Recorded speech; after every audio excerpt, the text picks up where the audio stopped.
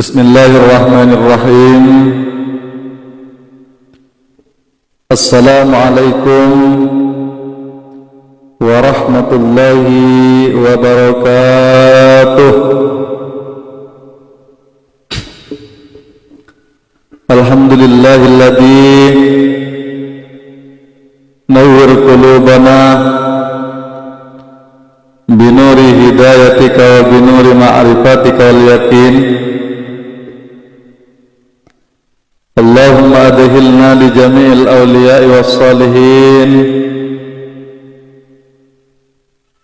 Ashhadu an la ilaha illallah wahdahu la syarika lah. Wa ashhadu anna sayyidana wa nabiyyana Muhammadan abduhu wa rasuluh alladzi la nabiyya ba'dah.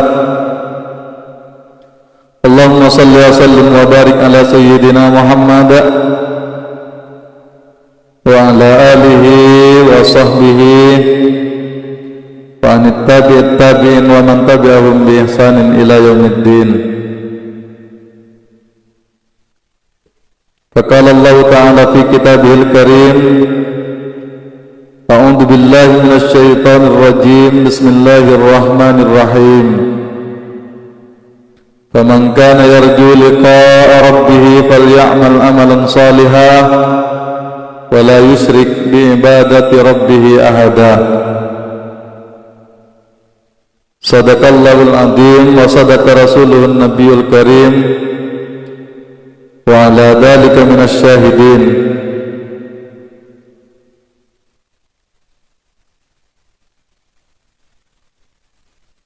Hadirin wal hadirat jamaah yang dirahmati Allah Subhanahu wa taala di mana saja berada, yang di Malaysia, yang di Aceh, yang di Medan, di Pekanbaru, Palembang, Jakarta, Sumeneb, Kangian, terutama yang di Batam, dan di mana saja berada. Alhamdulillah, segala puji dan rasa syukur kita panjatkan kehadirat Allah Subhanahu wa taala, yang mana pada malam hari ini kita dapat melanjutkan kajian kita dalam keadaan sehat walafiat setelah tertunda di malam Jumat karena ada kendala mati lampu. Ya alhamdulillah, mudah-mudahan istiqomah nanti setiap malam Senin dan malam Jumat. Kalaupun ada perubahan, insyaallah nanti akan diinformasikan di beranda kami. Baik hadirin wal hadirat yang dirahmati Allah Subhanahu wa taala, menyambung kajian kita pada kitab Risalah Al-Ghausiyah, kitab Syekh Abdul Qadir Al-Jailani. Mudah-mudahan keberkahannya senantiasa mengalir kepada kita semuanya. Bismillahirrahmanirrahim. Summa qala li ya Ghausul A'dham. Kemudian berkata kepadaku, wahai penolong yang agung, ma'akalal insan syai'ah wa ma syaraba syai'ah. Tidaklah apa yang dimakan oleh manusia dari segala sesuatu, wa ma syaraba, dan tidak pula apa yang diminum oleh manusia, wa qama wa ma qa'ada, dan tidak pula manusia itu berdiri, wa qa'ada ataupun duduk, wa nataqa ataupun berbicara, wa ma dhamata ataupun dia duduk, wa ma fa'ala fi'lan, dan tidaklah pula dia melakukan sesuatu perbuatan, wa ma tawajjaha li syai'in, dan tidak pula dia melihat kepada sesuatu atau bermuajah kepada sesuatu, wa ma ghaba, tidaklah dia menuju kepada sesuatu, wa ma ghaba, dan tidak pula dia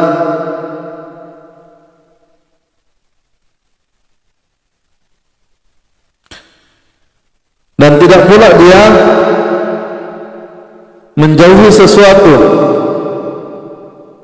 an syai'in illa wa ana fihi sakinahu wa mutaharrikah, kecuali aku ada berperan di situ, bersemayam dalam dirinya dan menggerakkannya. Jadi Allah Subhanahu wa taala berkata pada Syekh Abdul Qadir Al-Jailani di dalam perbincangan beliau, ya, cuma jangan dibayangkan ini perbincangan seperti apa, namun ini adalah perbincangannya orang yang khusus, yaitu adalah dengan suara ilham, dengan suara ilham mutmain, dengan suara ilham mutmainnah. Dulu sudah pernah saya katakan, sesungguhnya kita juga bisa berbincang-bincang, itu juga bisa, ya, cuma karena kita kurang memperdalam ilmu kerohanian, akhirnya kita seakan-akan ya tidak mungkin, ya. Nah, hadirin yang dirahmati Allah Subhanahu wa taala. Jadi Allah Subhanahu wa taala mengatakan bahwasanya tidaklah manusia itu makan akan sesuatu, dan tidak pula dia minum akan sesuatu, dan tidaklah dia berdiri, duduk, berbicara ataupun diam, tidak pula melakukan sesuatu perbuatan menuju kepada sesuatu ataupun menjauhi kepada sesuatu kecuali aku berperan padanya, ya, bersemayam dalam dirinya, ya. Mohon maaf, ini dikatakan bersemayam ini bukan Tuhan itu dia bersemayam pada diri manusia, atau bukan Tuhan itu berada di dalam manusia, akan tetapi justru sebaliknya, bahwasanya manusia itu berada di dalam Allah. Itulah yang disebut dengan Allah meliputi segala sesuatu, ya. Ala kulli syai'in qadir, atas segala sesuatu, wallahu bikulli syai'in, maka dialah Allah Subhanahu wa taala meliputi segala sesuatu. Kalau Allah meliputi segala sesuatu, artinya segala sesuatu itu berada di dalam lingkupnya Allah Subhanahu wa taala, ya. Yang dimaksud Allah bersemayam di dalamnya, yakni yang menjadi rahasia manusia itu yaitu adalah Allah Subhanahu wa taala. Yang dikatakan bersemayam karena hakikat yang memerankan manusia pada saat dia berdiri, pada saat dia duduk, pada saat dia makan, pada saat dia diam, pada saat dia melihat, pada saat dia berbicara, ya. Kalau makan, siapa yang memakankan dia? Coba. Kalau minum, siapa yang meminumkan? Ya. Kalau melihat, siapa yang memperlihatkan? Ya, kalau dia berbicara, siapa yang membuat dia bicara? Kalau dia mendekat dan menjauh, diam ataupun berbicara, maka siapa yang membuat dia diam dan siapa yang membuat dia berbicara? Siapa yang membuat dia berjalan, siapa yang membuat dia diam? Tidak ada kekuatan selain Allah Subhanahu wa taala. Cuma manusia kadang tidak sadar, dia merasa dirinya yang ada, dia merasa dirinya yang makan, merasa dirinya yang secara syariatnya kita lihat orang itu makan, tapi coba lihat hakikatnya, siapa yang membuat dia makan, siapa yang membuat dia minum. Kalau kita tidak diminumkan, boleh kita minum. Kalau kita tidak dimakankan, boleh kita makan. Coba, itu karenanya adanya zat yang maha hidup, yang dikatakan dengan bahasa kita karena kesulitan kita untuk membahasakan, yaitu adalah bersemayam. Artinya bersemayam itu dibalik rahasia manusia itu, yaitu adalah yang maha hidup itu adalah Allah Subhanahu wa taala, ya. Yang menggerakkan kita, yang menggerakkan alam semesta. La tataharraku syai'in illa biidznillah, tidaklah bergerak satu zarrah pun melainkan dengan izin Allah Subhanahu wa taala. Kalau tidak diizinkan, nggak bisa. Di sini butuh kesadaran para bapak dan bunda sekalian. Ya, coba kita lihat, kalau kita bergerak, siapa yang menggerakkannya? Kalau kita merasa kita yang bergerak, kalau kita merasa kita yang makan, kalau kita merasa kita yang minum, kalau merasa kita yang diam, kalau merasa kita yang berbicara, menjauh dan mendekat, berarti selama ini kita bertuhan kepada dirinya sendiri. Tanpa sadar kan? Berarti selama ini kita mengakui wujud dirinya sendiri, padahal manusia itu sesungguhnya dia tidak wujud, dia hanya bayangan Allah Subhanahu wa ta'ala. Demikian juga alam semesta itu adalah bayangan Allah Subhanahu wa ta'ala. Kalau bayangan Allah Subhanahu wa ta'ala, dia tidak memiliki bayangan sendiri atau tidak memiliki wujud sendiri, akan tetapi yang wujud itu adalah Allah Subhanahu wa ta'ala. Makanya dalam kalimat la ilaha illallah, la mawjudun bihaqqi illallah, tidak ada yang wujud hak kecuali wujudnya Allah. Yang lain adalah wujud fata morgana, hanyalah wujud gambar saja, wujud bayang-bayang. Karenanya Allah Subhanahu wa ta'ala katakan dalam hadis qudsi bahwasanya alam tara kaifa maddad dhilli, apakah kamu tidak memperhatikan bagaimana bayangan itu digerakkan dakkaan sakinah, kata Allah Subhanahu wa ta'ala. Padahal Allah bisa membuat bayangan itu atau diam. Ya, Allah bisa membuat bayangan. Bayangan ini yang dimaksud kalau bayangan syariat, bayangan kita. Ya, tengok bayangan kita tuh. Dia tidak akan bergerak kalau kita tidak menggerakkan. Coba. Artinya apa? Kita juga dengan alam makhluk ini, kalau tidak yang punya bayangan itu bergerak, maka tidak akan ada yang bergerak. Ya. Kalau tidak digerakkan oleh yang punya bayangan, maka dia tidak akan bergerak. Kita kalau tidak digerakkan juga tidak akan bergerak. Kalau tidak dimakankan, kita tidak akan makan. Ya. Kita nggak enak selera aja, kita nggak bisa makan, coba. Tapi karena kita mengaku bahwasanya ini adalah geraknya kita, hidupnya kita, kuatnya kita, berarti selama ini kita telah menuhankan diri kita. Karena kita mewujudkan diri kita. Karena tidak ada dua yang wujud, tidak ada yang tiga yang wujud. Qul huwallahu ahad, katakan Tuhan itu Esa Tunggal, meliputi segala sesuatu. Dia kontrol segala sesuatu, berada di dalam genggaman Allah Subhanahu wa ta'ala. Karenanya kalau orang sadar seperti ini, ya, dia tidak akan sombong, ya, karena pada dirinya yaitu adalah la haula wala quwata illa billah. Coba lah kalau orang sholat tuh,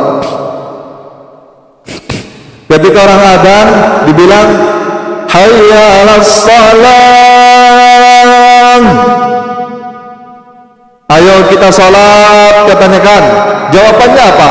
La haula wala quwata illa billah, tidak ada daya dan upaya. Artinya kita tidak akan berangkat kalau tidak digerakkan. Ya, kalau kita tidak akan bisa melaksanakan salat kalau kita tidak digerakkan oleh Allah Subhanahu wa ta'ala. Maka itu jawabannya la haula wala quwata illa billah.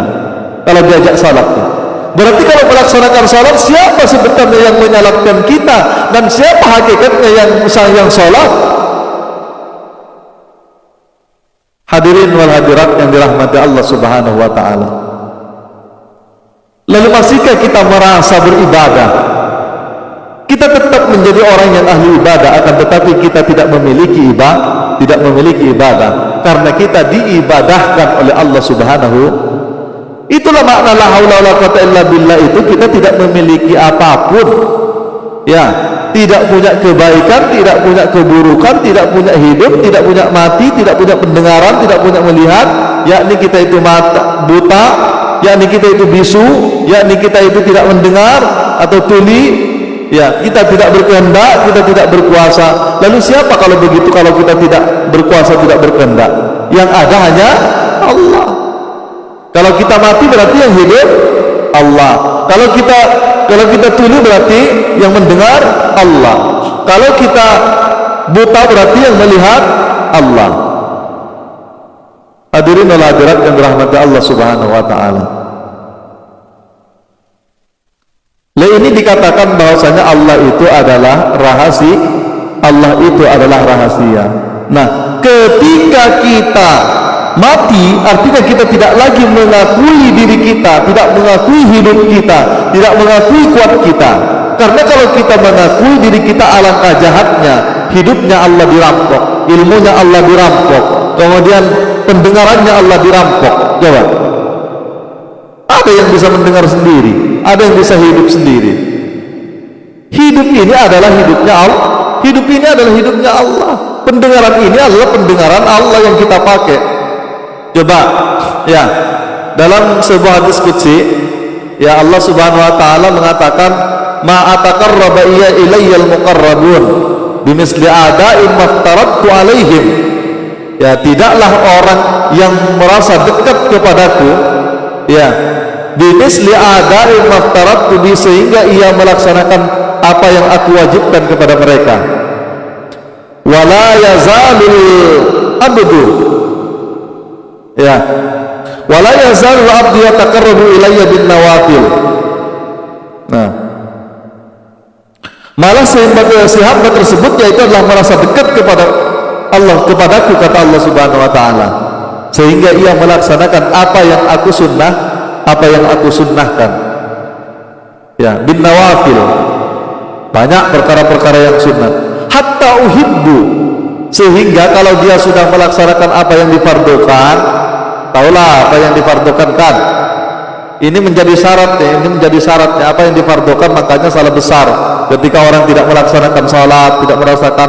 Kalau dalam tauhid ya, ma'rifatullah, kenal Allah itu wajib ya. Maka itu kata Imam Nawawi bahwasanya anna ma'rifatun nafsi wajibatun ala kulli muslimin wa muslimatin ya, sesungguhnya mengenal diri itu adalah wajib bagi kaum muslimin dan muslimat ya. Kenapa mengenal diri? Karena jalannya orang yang ingin kenal kepada Allah Subhanahu wa taala yaitu adalah mengenal diri. Sebagaimana kaidah, man arafa nafsahu faqad arafa rabbahu, barang siapa yang kenal kepada dirinya maka akan kenal kepada Tuhannya. Man arafa rabbahu fasadal jasadu, maka kalau dia sudah kenal kepada Allah maka hancurlah, maka fasadlah, maka tidak adalah jasadnya, mati. Artinya kalau kita sudah kenal diri itu ya, maka akan kenal kepada Allah. Kalau sudah kenal kepada Allah pasti dirinya fana, pasti dirinya adam, sudah tidak ada. Hatinya sudah tidak ada, jasadnya sudah tidak ada, ruhnya sudah tidak ada, jiwanya sudah tidak ada ya, sirnya sudah tidak ada. Yang ada hanya Allah. Lalu apa semua itu? Ada yang namanya ruh, ada yang namanya jiwa, ada yang namanya hati, ada yang namanya jasad. Semua itu adalah tajallinya Allah Subhanahu wa ta'ala. Artinya Allah menyatakan dirinya ya. Makanya itu ulama katakan hakikatuz zat ala kulli mawjudat. Hakikat zat itu atas segala sesuatu yang wujud. Paham maksudnya? Hakikat zat ala kulli mawjudat. Hakikat zat itu atas segala sesuatu yang wujud. Itulah tadi dikatakan bahwasanya yang lain itu adalah bayang-bayangnya Allah Subhanahu wa ta'ala. Yang wujud secara zahir nih, yang kita lihat dengan mata kepala nih, bi'ainul basar nih ya, itu semua adalah bayang.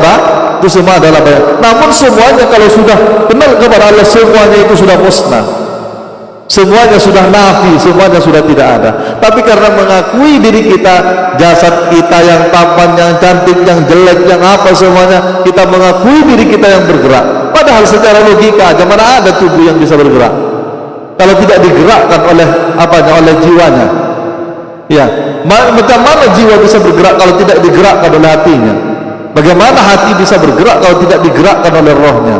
Semua itu tajallinya Allah Subhanahu, semuanya itu adalah tajallinya Allah Subhanahu wa ta'ala, kenyataan Allah. Jadi adanya alam semesta ini adalah menyatakan wujudnya Allah Subhanahu wa ta'ala. Karena kalau sudah fasadal jasadu, maka dirinya sudah, jasadnya sudah lenyap, maka yang ada hanya Allah Subhanahu wa taala. Nah, itu puncak pengenalan saudara yang dirahmati Allah Subhanahu wa taala. Baik, melanjutkan hadis yang tadi, ya, hatta uhibbahu, sehingga kalau dia sudah melaksanakan apa yang diwajibkan, melaksanakan apa yang disunnahkan, ya, hatta uhibbahu, sehingga aku cinta kepadanya.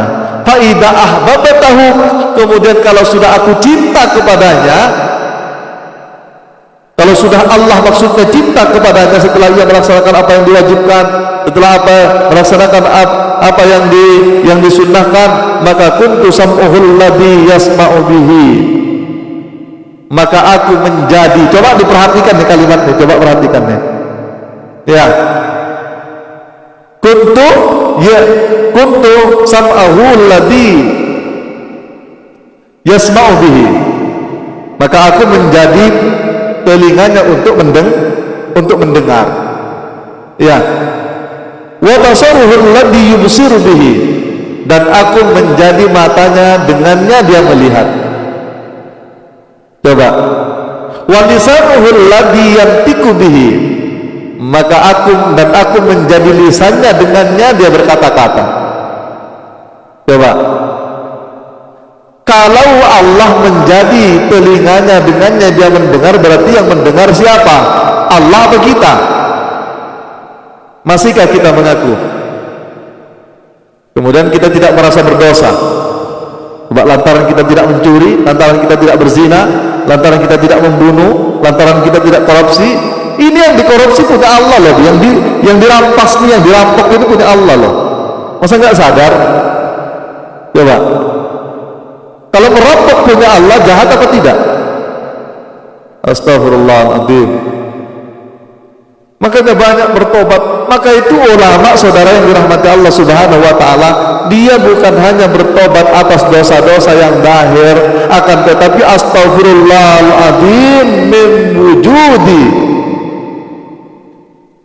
mohon ampun aku ya Allah dari wujudku. Jadi kalau para ulama itu sudah mohon ampunnya kepada Allah daripada wujudnya, karena merasa dirinya ada, merasa dirinya hidup, merasa dirinya tahu, merasa dirinya berilmu, merasa dirinya berkata-kata, merasa dirinya berkehendak, itu sudah dosa besar. Maka itu ulama katakan wujuduka dzambun adzim, wujud diri kamu itu adalah dosa yang besar. Kalau wujudnya kita itu dosa yang besar, berarti wujud harus dimusnahkan, harus dimatikan. Maka itu kata Allah, bunuhlah dirimu. Ini bunuh diri yang halal, ya, jangan bunuh tenggorokan, nanti bunuh secara hakikat, jangan diakui, maksudnya gitu loh, ya, jangan diakui itu adalah hidupmu, jangan diakui itu adalah jasadmu, jangan diakui itu perbuatanmu, jangan diakui itu kehendakmu, jangan diakui itu adalah, berarti di situ kan nggak ada lagi kita kan. Kalau sudah semuanya tidak ada, yang ada hanya Allah. Jangan syak dan wahm. Hadirin wal hadirat yang dirahmati Allah Subhanahu wa taala. Kalau sudah manusia itu Adam, atau kalau sudah manusia itu sudah tidak ada, maka yang ada hanya berarti manusia gaib, berarti makhluk itu gaib, maka yang nyata Allah. Kalau masih berada dirinya merasa ada, maka tidak akan nampak Tuhan, maka Tuhan tetap gaib padanya. Paham? Ini menjelas-jelasan. Ya, karena memang dakwah itu ya tauhid yang pertama. Kalau tauhidnya nggak sampai kepada Allah, ya bagaimana cara menyembah? Orang nggak tahu Tuhan kok. Nah, hadirin wal hadirat yang dirahmati Allah Subhanahu wa taala, maka itu pasti tersembah kepada selain Allah Subhanahu wa taala. Kalau tidak kenal Allah, walaupun tidak niatan dia tidak menyembah Allah, tapi tetap aja dia tersembah kepada selain Allah. Hadirin wal hadirat yang dirahmati Allah Subhanahu wa taala. Baik, seterusnya walisanul ladzi yantiqu bihi, dan aku menjadi lisannya, dengannya dia berkata-kata. Berarti kita ini bisu, summo, bukmo, omyo, fahum la yarji'un. Coba Lah itu posisi manusia itu. Jadi buta tuli apa itu semuanya kemana kembalinya? Kepada la yarji'un, kembali kepada Allah. Karena memang asalnya daripada Allah dan kepada Allah lah kita kembali. Wa ilaina turja'un.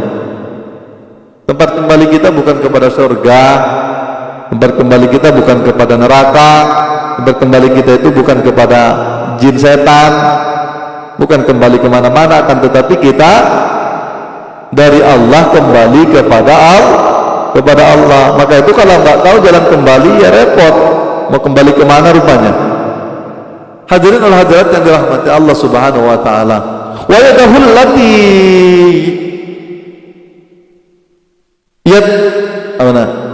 yattisu bihi, dan aku menjadi tangannya, dengannya dia memegang. Apakah itu memegang kekuasaan atau memegang secara dahir? Ya, yang jelas Allah menjadi tangannya untuk dengannya dia memegang. Ya, kalau kita merasa menguasai segala sesuatu atau kita memegang sesuatu, siapa nih yang menggerakkan? Coba gerakkan. Yang menggerakkan ini siapa nih? Coba.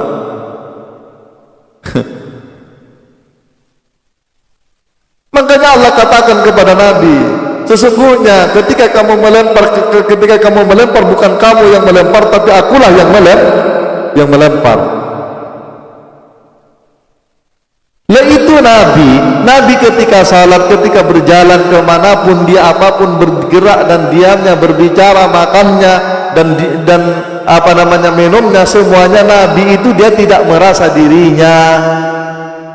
Paham? Itulah yang dimaksud, yang disabdakan, yang difirmankan oleh Allah Subhanahu wa taala, "Qul ana basarun mislukum." Katakan Muhammad, saya itu sama secara kamu. Basar itu secara jasad sama. Basarun, makanya Allah pakai kata-kata basar. Qul ana basarun. Saya katakan Muhammad, saya itu sama dengan kamu secara jasad, secara basariah. Akan tetapi yuha ilayya, akan tetapi dia bergerak atas wahyu. Artinya wahyu itulah yang menggerakkan, karena wahyu itu adalah kalamnya Allah, qadim dia, maka dialah wahyu itulah yang menyatakan zatnya, karena wahyu itu adalah sifatnya zat. Berarti siapa yang menggerakkan Nabi itu? Allah. Rasulullah tidak pernah merasa bergerak sendiri. Nah ini yang wajib saudara yang dirahmati Allah Subhanahu wa taala. Maka itu ya, ketika sahabat ditanya oleh Rasulullah sallallahu alaihi wasallam, ya, selalu sahabat jawabannya Allahu wa rasuluhu a'lam. Coba digarisbawahi Bapak Ibu ya. Selalu sahabat mengatakan Allahu wa rasuluhu a'lam. Allah dan Rasulnya yang Maha tahu. Iya. Tapi ketika Nabi ditanya, maka Nabi jawabannya wallahu a'lam. Allah yang maha tahu. Artinya tahunya Nabi itu sudah tidak ada yang tahu itu Allah, tahunya Nabi itu tahunya Allah. Paham? Kuatnya Nabi itu kuatnya Allah. Ya, kehendaknya Nabi itu adalah kehendaknya Allah, itu yang dimaksud wahyu. Ya, hidupnya Nabi itu adalah hidupnya Allah. Lah kita umatnya mau ikut siapa coba? Ya ikut Nabi dong. Karena kita itu dahil dan batinnya adalah nurnya Nabi. Ya. Makanya tadi saya katakan jangan bingung. Ya, saya katakan tadi bahwasanya masa Allah menyembah Allah. Ya kalau kita tidak makan, kalau kita menyembah, lalu siapa yang menyembah? Nah, hakikat yang menyembah itu adalah sifat, itulah kepada zat. Ya. Namun karena sifat, siapa hakikatnya sifat? Yaitu adalah nurnya zat yang disebut dengan Muhammad. Paham? Kita ini nurnya Muhammad. Paham? Berarti kita ini memang tidak ada, karena dahirnya kita ini adalah nur Muhammad, ruhnya kita itu juga adalah nurnya Muhammad, maka hakikatnya Muhammadlah diri kita, dahir dan batinnya. Kan nggak ada di situ kita kan, yang ada Muhammad. Lah kalau sudah nampak marifat Muhammad, kenyataannya Muhammad, karena Muhammad itu adalah sifatnya zat, maka dialah yang menyatakan zatnya. Paham? Sifat itulah yang menyatakan zat. Ya. Jadi kenalnya bapak-bapak dengan apa namanya, kenalnya bapak dengan saya itu tidak akan sama dengan kenalnya sifat saya dengan saya, karena dia tidak berpisah. Maka itu sahadat itu tidak berpisah. Ya, asyhadu an la ilaha illallah wa asyhadu anna Muhammad Rasul itu tidak berpisah. Itulah kerajaan dunia, itulah kerajaan akhirat. Paham? Jangan hanya dibayangkan Nabi itu adalah Nabi Muhammad bin Abdullah saja. Ya, ada rahasia Nabi, makanya ulama katakan bahwasanya tidak ada yang tahu tentang hakikat Nabi kecuali Allah, dan tidak ada yang tahu hakikatnya Allah kecuali Muhammad, kecuali Rasulullah, kecuali Nabi Muhammad. Paham nggak maksudnya nih? Ya, tidak ada yang kenal kepada Allah kecuali Muhammad, dan tidak ada yang kenal kepada Muhammad kecuali Allah. Ya, maka itu ketika kita ingin kenal kepada Allah, makanya hendaknya kita kenal kepada sifatnya Allah Subhanahu wa Ta'ala. Ketika kita sudah bisa mengembalikan sifat itu kepada yang punya sifat, maka nyatalah Nabi. Kalau sudah nyata Nabi, maka Nabilah yang kenal kepada Allah. Kalau sudah nyata Allah, maka Allah lah yang kenal kepada Nabi. Itulah hakikat al-insanu sirri wa ana sirru. Manusia itu rahasiaku dan aku adalah rahasia manusia. Selanjutnya, warijlahul lati yamsi biha, dan aku menjadi kakinya, dengannya dia berjalan. Coba Allah terang-terangan loh mengatakan, ya, aku menjadi, kalau sudah cinta kepada hambaku. Maksudnya kalau sudah cinta itu kan Allah sudah kenalkan. Tidak mungkin orang cinta kemudian dia tidak kenal, karena syarat orang cinta itu ya kenal.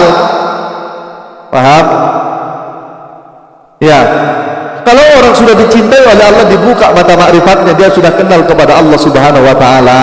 Kalau sudah kenal kepada Allah Subhanahu wa Ta'ala, maknanya cinta, maka dia akan sadar bahwasanya pendengarannya, hakikatnya pendengaran Allah, penglihatannya adalah penglihatan Allah, lisannya Allah, tangannya yaitu adalah kuasanya Allah, tangannya Allah, kemudian kakinya juga adalah kakinya Allah. Bukan Allah nih, mohon maaf nih, sensitif nih, dalam kondisi ini nih sensitif nih. Di sini mewajibkan kita fana, di sini mewajibkan kita mati, di sini mewajibkan kita adam tiada. Paham? Jadi maka itu Allah disebut dengan zat yang wajibal wujud. Paham? Allah itu zat yang wajibal wujud. Ya, wajib, wujudnya itu wajib. Belum, adanya Allah itu wajib. Paham? Jadi kalau Allah yang satu itu al-ahad itu adalah yang wajib ada, yang lain wajib ada enggak? Yang lain wajibnya tidak ada. Itulah tingkat keikhlasan itu. Ya, ketika kita sudah tidak ada, itulah ikhlas. Nggak punya apa-apa, ya, nggak punya kuat, nggak punya hidup, nggak punya penglihatan, nggak punya yakni, mati, nggak ada. Kita itu ikhlas. Ikhlas itu sudah kosong. Paham?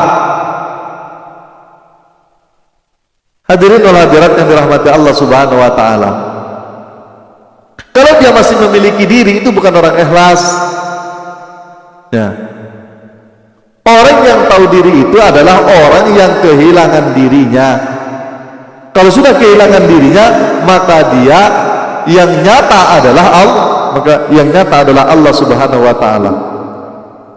Maka itu dikatakan subhana, suci dia, tidak ada yang lain yang bersekutu dengannya. Suci, tidak terkontaminasi. Ya, dia tidak ada bersekutu dengan apapun. Paham? Malaikat yang dipekerjakan, yang bekerja hakikatnya Allah. Ya, manusia yang bergerak itu hakikatnya Allah. Coba, alam semesta ini adalah yang diadakan adalah dengan perbuatan Allah, sifatnya dengan sifat Allah. Lalu siapa sebenarnya yang wajibal wujud? Ya tetap Allah yang wajibal wujud.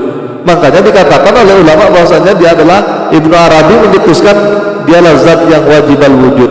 Kalau zat yang wajibal wujud, maka alam makhluk itu adalah wajib adam, wajib tidak ada. Paham? Makanya kan betul kan, tipu daya kan, bahwasanya bahwasanya innad dunya illa mata'ul ghurur. Sesungguhnya dunia itu adalah tidak lain melainkan tipu daya. Karena kita memandangnya dengan mata syariat. Kita tidak memandang dengan mata hakikat. Ya. Padahal kalau kita pandang secara hakikat semuanya memang tidak ada. Namun karena mengaku diri kita ada, mengaku kita bergerak, mengaku kita diam, mengaku kita berbuat, mengaku kita dan seterusnya, maka itulah terjadilah kejahatan. Ya, akhirnya Allah disekutukan dengan dirinya. Dialah yang menyembah dirinya. Jadi dia jadi Allah. Ya, ya kalau dia mendengarkan berarti kan dia jadi Allah kan. Kalau dia hidup berarti dia jadi Allah. Padahal kita wajib mati kan. Kita wajib buta. Coba, karena yang wajib al-wujud itulah yang punya sifat hidup. Ya, yang maha hidup. Ya, yang wajib al-wujud itulah yang maha mendengar. Yang wajib al-wujud itulah yang maha berkata-kata. Yang wajib al-wujud itulah yang maha berkehendak. Yang wajib al-wujud itulah yang maha berkuasa. Yang wajib al-wujud adalah maha segala, maha segalanya. Makanya disebut wajib ada, wajib adanya. Dialah Allah Subhanahu wa ta'ala. Bisa dibayangkan? Tak bisa. Akan tetapi dialah yang nyata setelah kematian hambanya. Ya. Makanya kalau kita tak mati, kalau kita masih hidup, ya jasadnya hidup, apanya hidup, semuanya, ya nggak akan jumpa dengan Allah. Maka itu dikatakan yang kenal Allah itu Muhammad, yang kenal Muhammad itu ya Allah. Paham? Ya. Kalau kita sudah nyata kenyataannya Muhammad, yakni zahir dan batinnya adalah hakikat Muhammad, maka Muhammad itulah yang menyatakan Allah. Hadirin wal hadirat yang dirahmati Allah Subhanahu wa ta'ala. Kalau sudah nyata Allah, maka Allah lah yang kenal Muhammad. Jadi harus dibedakan, ada hidup, ada yang maha hidup. Yang maha hidup adalah zat, yang hidup adalah yang hidup adalah Muhammad. Itulah yang dikatakan Nur Muhammad. Kita ini barang yang dihidupi, makhluk ini adalah barang yang dihidupi. Dari mana hidupnya? Dari yang hidup, Nur Muhammad. Dari mana Nur Muhammad? Daripada zat yang maha hidup. Ini mohon maaf, kadang saya perhatikan ada ahli-ahli tauhid, akan tetapi dia mentiadakan hakikat hidup. Dikatakan hidup itu adalah zat, padahal hidup itu adalah yang maha hidup, itulah zat. Yang hidup itu adalah Muhammad. Hakikat Muhammadiyah, hakikatu Muhammadiyah. Hadirin wal hadirat yang dirahmati Allah Subhanahu wa ta'ala. Selanjutnya wa qalbuhul ladhi, dan aku menjadi hatinya, yudmiru bihi, dengannya dia bercita-cita. Ya. Hati kita ini bukan hati kita, makanya kata Allah wa qalbuhul ladhi yudmiru biha atau yudmiru bihi. Jadi aku menjadi hatinya, dengannya ia berkeinginan, dengannya ia bercita-cita, berazam, atau dia perintah. Hadirin wal hadirat yang dirahmati Allah Subhanahu. Karena ketika kita bergerak, ketika kita melaksanakan sesuatu, maka siapa tuh hakikatnya itu yang bergerak dan menggerakkan itu siapa? Kalau kita sudah mati, yang bergerak siapa? Allah kan. Berarti kan Allah yang menyatakan dirinya melalui gerakan itu yang disebut Allah bertajalli. Allah menyatakan dirinya. Paham? Allah yang menyatakan dirinya. Di dalam gerak Allah menyatakan dirinya. Di dalam melihat Allah menyatakan dirinya. Di dalam berkata-kata Allah menyatakan dirinya. Artinya Allah menyatakan dirinya pada segala sesuatu. Ya. Cuma karena konsep kita agar kenal kepada Allah, ya harus mengenal diri dulu, baru kita memandang kepada di luar kita, hakikatnya semuanya adalah Allah. Jadi kesimpulannya yaitu adalah la ilaha, tidak ada, ya, ini tidak ada nih. La ilaha nafi, illallah, maka nyatalah isbat, nyata Allah subhanahu wa ta'ala. Makanya dikatakan oleh ulama bahwasanya la ilaha itulah wudu, bersuci, ya, artinya dia menafikan dirinya sudah mati.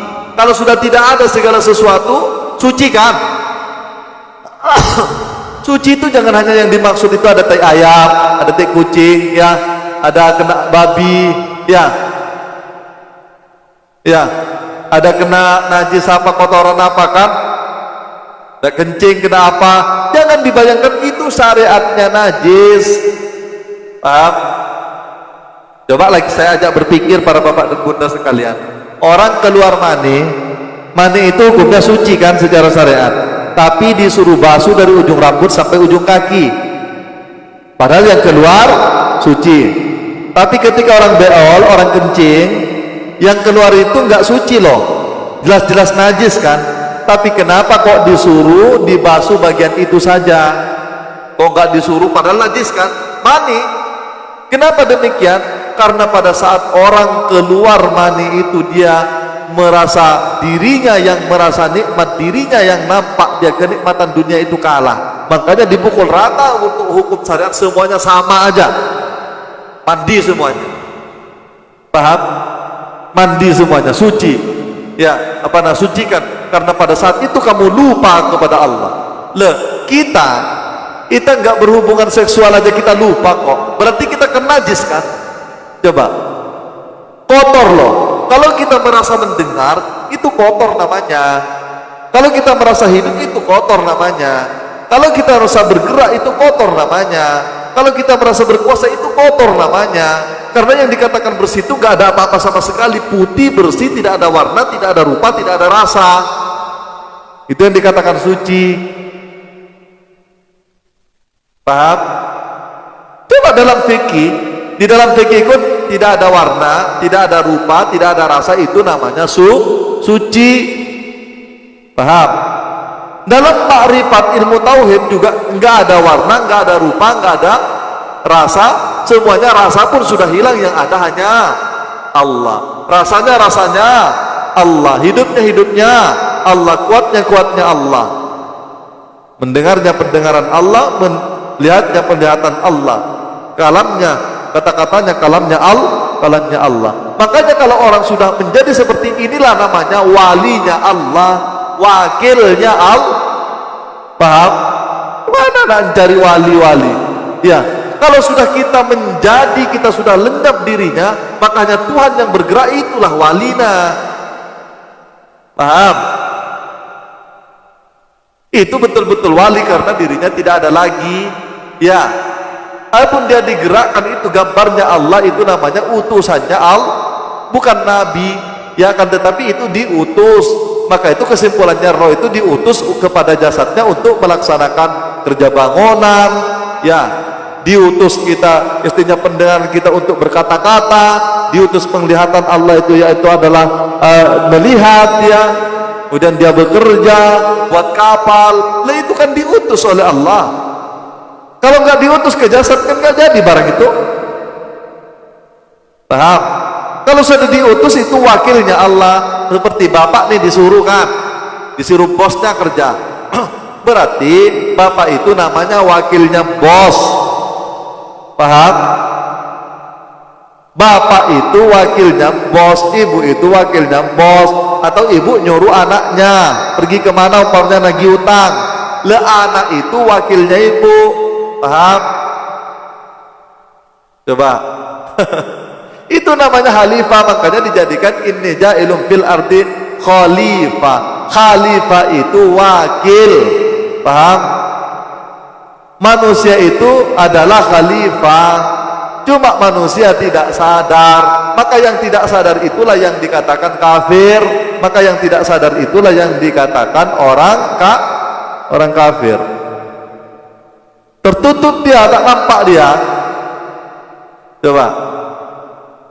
Padahal jelas kok diutus oleh Allah Subhanahu wa taala ke muka bumi. Cuma pangkatnya itu bukan nabi. Paham? Makanya innaka laminal mursalin, sesungguhnya kamu itu semuanya adalah adalah utusan. Kalau nggak ada diutus roh itu kepada jasad, ini bisa kita berbuat, bisa kita bergerak. Coba, berarti semuanya itu adalah wakilnya Allah. Cuma kau tidak nampak, kamu tidak sadar, kamu mengakui dirinya, kau sekutukan Allah dengan dirimu. Coba, kau walaupun ahli sholat, kau ahli sedekah, kau ahli puasa, tapi kau merasa ada, kau merasa hidup, kau merasa berkuasa, kau merasa gak ada semuanya itu. Kau kafir, kau munafik.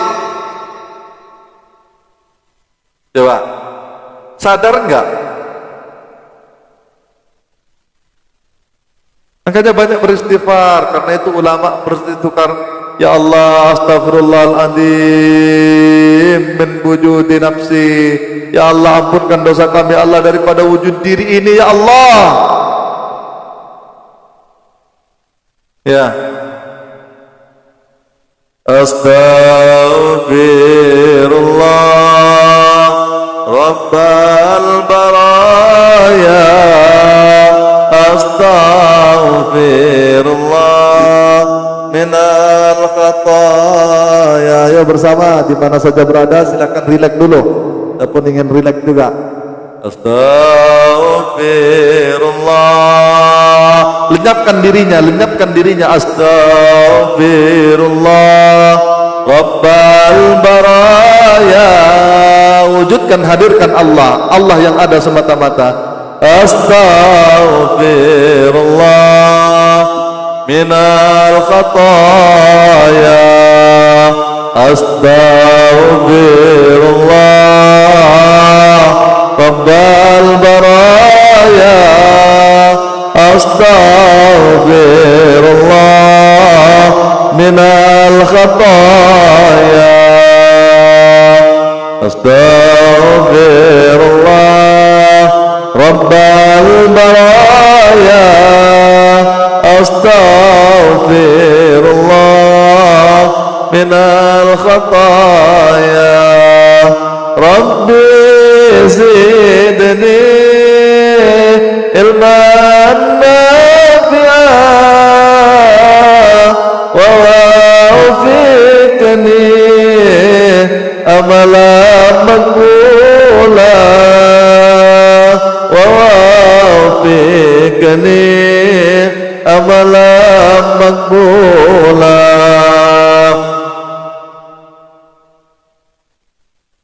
Istighfar atas wujudnya diri. Hadirin wal hadirat yang dirahmati Allah Subhanahu wa taala. Karena mulai hari ini jangan pernah lagi mengaku diri. Ya. Jangan pernah lagi mengakui kuatnya diri, jangan pernah lagi mengaku hidupnya diri. Karena yang hidup, yang maha hidup, yang hidup itu adalah Muhammad, kemudian yang maha hidup itu adalah zatnya Allah Subhanahu wa taala. Maka itu namanya syahadat, bersaksi. Orang bersaksi ini kan bersaksi namanya kan gak ada kalimatnya kan? Kalimatnya kalau diucapkan asyhadu an la, aku bersaksi. Tapi kalau cuma nyebut, apa yang disaksikan? Bohonglah, berhenti.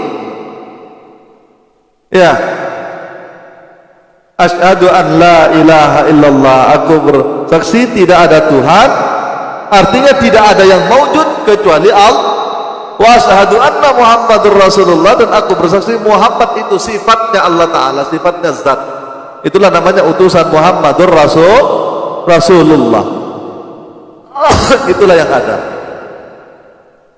Itu penyaksian itu mah bukan dengan lisan, akan tetapi namanya dengan musyahadah, dengan penyaksian.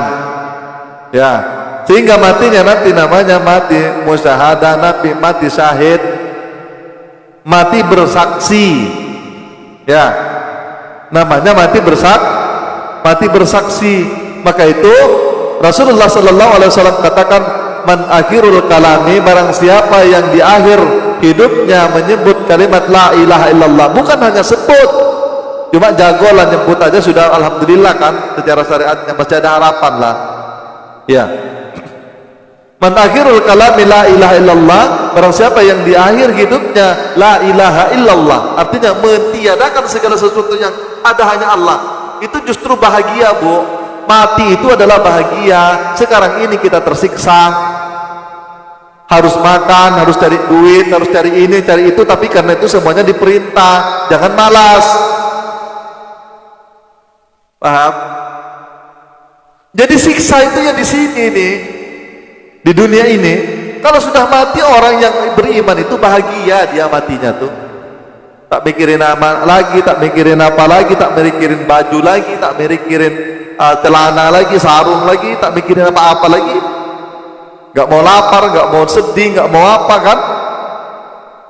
Justru bebas dia daripada ikatan-ikatan jasad, bebas daripada ikatan-ikatan nafsu. Bahagia para bapak dan bunda sekalian. Makanya gak akan takut mati itu jadi kebanggaan. Ya, maka itu mereka tersenyum. Ketika mereka mati itu tersenyum. Ya, sudah habis kontraknya nih, tak terikat lagi ya. Namanya kerja, di dunia ini kerja. Makanya bagaimana ya akhirat itu dibangun dengan dunia, karena ad-dunya mazra'atul akhirah. Jadi kalau kerja dunia untuk membangun dunia itu yang celaka. Tapi tugas kita yaitu adalah membangun akhirat dengan dunia, Silahkan kaya, kejar dunia. Ya, kejar dunia, harus kaya, umat Islam itu harus kaya. Tapi jangan dengan dirinya, jangan dengan diri kita, tapi dengan Allah. Kalau dulu kita ngejar dunia dengan diri kita, sekarang kita ngejar dunia itu nampaknya, tapi karena itu diperintah Allah, artinya itu utusan Allah, dikehendaki oleh Allah, maka silahkan kumpulkan sebanyak-banyaknya. Karena Anda tidak akan bisa bersedekah kalau Anda tidak punya duit. Coba, Anda tidak akan bisa berzakat kalau Anda tidak punya duit. Ya, Anda tidak akan bisa menyenangkan anak, menyekolahkan dengan maksimal kalau Anda tidak punya duit. Coba. Hadirin wal hadirat yang dirahmati Allah Subhanahu wa taala. Akan tetapi jangan dengan dirinya, jangan diakui usaha dirinya. Jangan diakui, itu saja Islam itu. Jadi membangun dunia itu dengan untuk membangun kehidupan akhirat. Mana kehidupan akhirat? Yaitu ketika kita mengakhiri hidup kita, yakni mati, itu akhirat namanya. Jadi di dunia ini kita sudah akhirat. Paham? Ketika kita sudah mengakhiri hidup kita itu yang ada hanya Allah, itu namanya akhirat. Makanya yang mana kiamat berdiri Allah. Kiamat itu namanya apa? Kiamat itu al-qiyam, dari kata-kata kiamat itu kan, kiamat itu maksudnya berdiri. Ya, maksudnya hancur, cuma dimaknai secara global kehancuran, hari kehancuran, yakni diri kita, jasad kita hancur, ya, pendengaran hancur, penglihatan hancur, kehendak hancur, kuasa hancur, hidupnya hancur, semuanya binasa. Yang ada qiyam, berdiri, dan yang wajib al-wujud. Paham?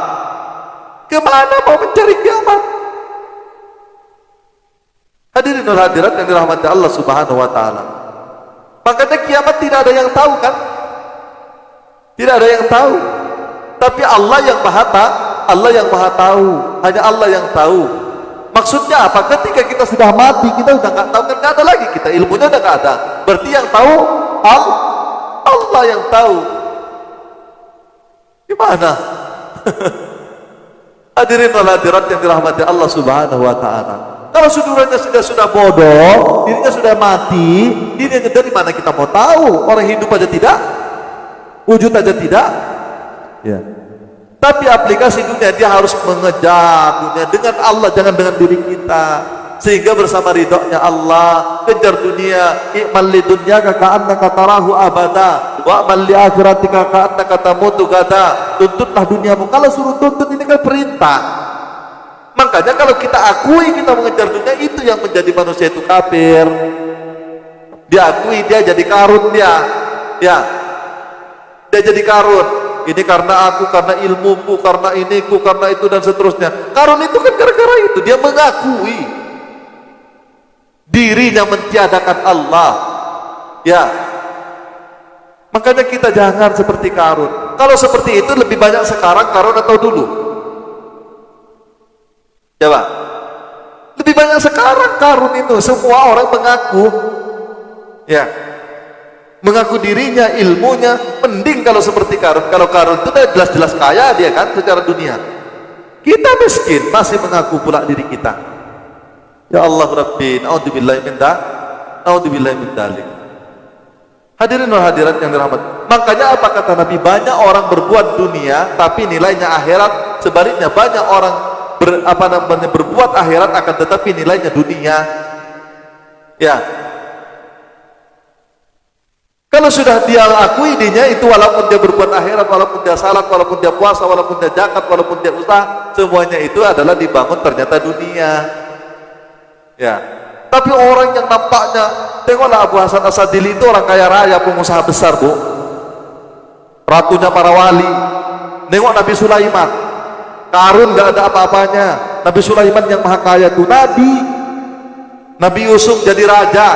Dulu memang sebelumnya dia, kemudian dia menggantikan kerajaan, menikah dengan Siti Sulaikha jadi raja. Raja miskin apa kaya? Coba. Nabi Ibrahim miskin apa kaya? Beliau raja. Coba. Semua para nabi-nabi, Nabi Ayub dulu kaya, kemudian diuji dengan kemiskinan lantaran satu kesalahan, kemudian diuji oleh Allah. Habis itu setelah sembuh daripada sakitnya, maka dia didatangkan lagi kekayaan oleh Allah. Didatangkan lagi harta, didatangkan lagi kekayaan kerajaan. Dia jadi raja kembali, Nabi Ayub. Coba, kaya. Rasulullah maharnya kepada Siti Khadijah 11 onta. 11 onta itu sekarang harganya sekitar 150 juta. 150 juta kali 11 berapa? Kalau Rasulullah tidak kaya, mana bisa Rasulullah itu ngasih mahar sama Siti Khadijah 11 onta. Awak aja cuma berapa? Cuma 4 gram cincin. Coba, gak kalah. Kenapa? Rasulullah itu pekerja keras, pedagang besar. Masa kecilnya dia melihara kambing. Ya, beliau melihara kambing, ngambilkan banyak hasilnya. Kemudian diajak berdagang dan dia ikut berdagang kepada pamannya, kepada Abu Talib, menjadi pedagang besar. Kemudian kenal dengan Siti Khadijah, orang yang kaya raya, dimodali sekali, banyak hasilnya. Ya, kemudian istrinya Siti Khadijah diperistri sekali. Cuma Siti Khadijah orang yang dermawan, seluruh hartanya itu untuk agama. Itulah maksudnya, orang mengejar dunia untuk membangun akhirat. Jadi pola hidupnya Rasulullah itu membangun dunia untuk akhirat. Nabi-nabi juga seperti itu, para wali juga seperti itu. Jadi jangan hidup miskin, ngeluh sana sini. Makanya kadal fakru ayakunul kufru, kata Nabi. Ya, kefakiran itu mengundang kekafiran. Kalau orang udah nggak punya sana sini, menjual Tuhan, Pak, minta anunya, Pak, sudah 3 hari saya tidak makan, Pak. Menjual Tuhan kepada makhluk, nggak ada malunya. Coba. Makanya harus steady. Ya, nampaknya itu Bapak dan Ibu sekalian, kita mengejar dunia, tapi ternyata kita tidak terikat dengan dunia itu. Cuma karena kita diperintah sehingga namanya kekasih yang memerintah, ya kita bergerak dengan eksis. Coba. Justru yang malas itu bukan umatku, kata Nabi. Yang gak mau kerja tuh, ada namanya dia pergi ibadah aja, tapi gak ada dia mau kerja. Karena dibedakan, disangkanya mencari dunia itu disangkanya bukan perintah, disangkanya bukan akhirat. Cuma yang salah itu dia mengejar dunia, meninggalkan ibadah. Itu yang salah. Paham? Hadirin wal hadirat yang dirahmati Allah Subhanahu wa ta'ala. Kalau bapak lapar, ya gak mungkin bapak itu bisa tegak berdiri salat, gak ada yang gak makan 5 hari. Coba, bisa berdiri salat? Bisa kan? Jadi dunia dan akhirat itu harus seimbang. Juga sebaliknya, walaupun bapak kaya, tinggi, besar, gemuk, tapi jiwanya yang sakit, gak akan bisa berangkat ke masjid. Sumpah, gak akan bisa berangkat ke masjid, gak akan bisa berdiri salat kalau jiwanya dia tidak mau salat, karena tubuhnya dibangun oleh jiwanya. Hadirin wal hadirat yang dirahmati Allah Subhanahu wa ta'ala. Jadi zahir dan batin itu mesti seimbang. Ya, akan tetapi jangan pandang dunia, akhirilah jiwanya, itu namanya akhirat. Paham? Kalau sudah tak nampak dirinya mati usahanya, mati geraknya, mati hidupnya, semuanya telah mati, maka kiamat, maka dialah yang tegak. Dan hadirin wal hadirat yang dirahmati Allah Subhanahu wa taala, jangan ikut dengan orang yang katanya sufi, ya mensufi dia meninggalkan kehidupan dunia. Maksudnya meninggalkan kehidupan dunia itu Bapak dan Ibu sekalian, jangan pandang dia makhluk, jangan pandang dunia, tapi pandang Allahnya. Paham? Itu salah paham kan? Akhirnya anak nggak sekolah, coba, akhirnya istri nggak makan. Padahal menyenangkan istri hakikatnya menyenangkan Allah, paham? Menyenangkan anak hakikatnya menyenangkan Allah, karena itu diperintah Allah. Dia pun kan hidupnya Allah, coba. Kuasanya kuasa Allah, geraknya Allah. Yang ada sama orang itu. Jadi kesimpulannya apa? Ketika kita melayani orang lain, ya, saya melayani Bapak dan Ibu ini, saya melayani Allah. Saya nggak ada hubungannya kepada Bapak dan Ibu sekalian. Nggak ada hubungannya saya. Tapi karena saya dikehendaki Allah untuk seperti ini, maka hakikatnya saya adalah melayani Allah, bukan melayani Bapak dan Ibu sekalian. Jadi Bapak dan Ibu sekalian bukan berguru sama saya, ya. Karena ilmu saya ini adalah ilmunya Allah, hidup saya ini hidupnya Allah, kuat ini adalah kuatnya Allah, semuanya adalah Allah. Namun dengan demikian hadirin hadirat yang dirahmati Allah Subhanahu, kalau ibu mengerti, ya, kepada guru siapa saja lah, ya, kalau mengerti bahwasanya itu adalah hakikatnya Allah, jadi kan lebih tawadhu lagi sama guru kan, karena bukan kepada gurunya tapi kepada Allah. Kalau sudah melayani Allah, maka dia justru lebih maksimal. Ya, saya juga melayani para bapak dan bunda sekalian, saya lebih maksimal karena saya memandangnya bukan bapak dan ibu, tapi saya memandangnya Allah. Makanya saya harus menghormati ibu dan bapak sekalian, apalagi ibu, karena ilmunya Allah, kuatnya Allah, hidupnya Allah. Ya, itulah yang dikatakan allamal insana ma lam ya'lam. Allah mengajari kepada manusia atas apa yang tidak diketahui, tidak meninggalkan syariat ini, ya, justru dia lebih tawadhu. Makanya orang-orang dulu yang guru menghargai muridnya, yang murid itu adalah memuliakan gurunya. Kenapa? Karena yang dipandang adalah Allah, yang murid memandang Allah, yang guru juga memandang Allah. Tapi dunia sekarang kata orang nggak kenal kepada Allah banyak, Pak. Kalau nggak dianggap guru, dia tepuk ini, Pak, tepuk dada, dia marah dia. Dia mencari ketenaran, dia mencari penghormatan, dia mencari penghargaan, sehingga kalau tidak dihargai dia marah. Ya memang salah orang itu, tidak apa kan? Karena dia tidak memuliakan guru, karena memuliakan guru atau memuliakan orang tua, orang memuliakan siapa saja, hakikatnya memuliakan, salah dia. Tapi kita yang mengerti ya sudah sabar. Ya, hadirin wal hadirat yang dirahmati Allah Subhanahu wa taala. Nah, demikian juga banyak murid yang kurang ajar sekarang, bukan hanya guru. Yang lebih banyak ya tentunya ya murid, karena enggak mengerti. Padahal kalaulah dia paham dan diberikan kepahaman oleh Allah Subhanahu wa taala, dia justru melayani gurunya, karena hakikatnya bukan melayani guru itu, tapi melayani Allah, ilmunya daripada dia. Hadirin wal hadirat yang dirahmati Allah Subhanahu, sehingga kan saling menghargai. Coba lah para wali itu dulu, saya yang satunya menghormati saya, itu padahal ada murid dan guru. Katakan Imam Hanafi menghormati Imam Maliki, Imam Maliki menghormati Imam Syafi'i, Imam Syafi'i menghormati Imam Malik. Ini kan murid ke guru nih. Coba dalam bagian tauhid umpamanya Syekh Muqatil bin Sulaiman, ya, kemudian dia di generasi yang berikutnya dia tetap memuliakan walaupun dia punya pendapat sendiri, ya. Kemudian ada generasi berikutnya namanya Suhail apa lupa namanya, ya. Kemudian Suhail At-Tustari, ya. Suhail At-Tustari, ya. Kemudian di abad berikutnya kemudian Imam Al-Ghazali, setelah itu ada Ibnu Arabi. Nah, ini hadirin yang dirahmati Allah Subhanahu wa taala. Jadi walaupun berbeda pendapat, akan tetapi karena melihatnya adalah Allah, akhirnya saling menyempurnakan. Bukan saling rebutan murid, bukan saling merebutan apa, tapi saling memuliakan. Hadirin wal hadirat yang dirahmati Allah Subhanahu wa taala, bergerak dengan backgroundnya masing-masing. Karena sudah ada kadarnya, Allah sudah kasih kamu jadi ini, kamu jadi ini. Jadi bapak tetap jadi bapak, kalau bapak tidak akan pernah jadi saya. Saya pun tetap jadi saya tidak akan pernah jadi bapak. Kalaupun belajar ilmunya, nanti tampilannya juga pasti beda.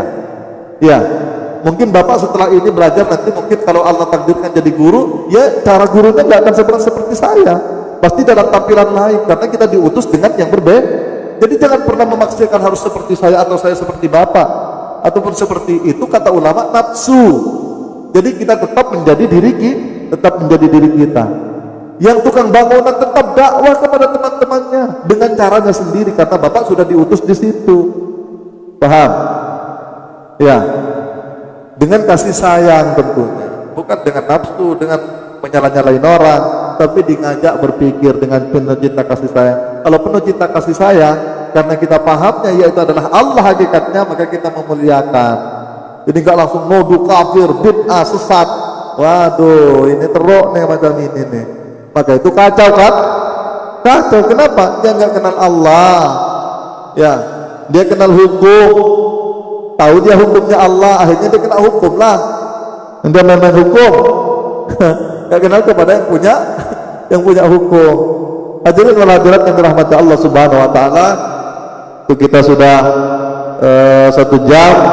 Maka itu kalau ada kehilafan, ada kesalahan, ada kata-kata yang tidak pada tempatnya kepada para bapak dan bunda sekalian, mohon kiranya untuk dimaklumi dan mohon maaf yang sebesar-besarnya, dan saya mohon ampun kepada Allah Subhanahu wa taala.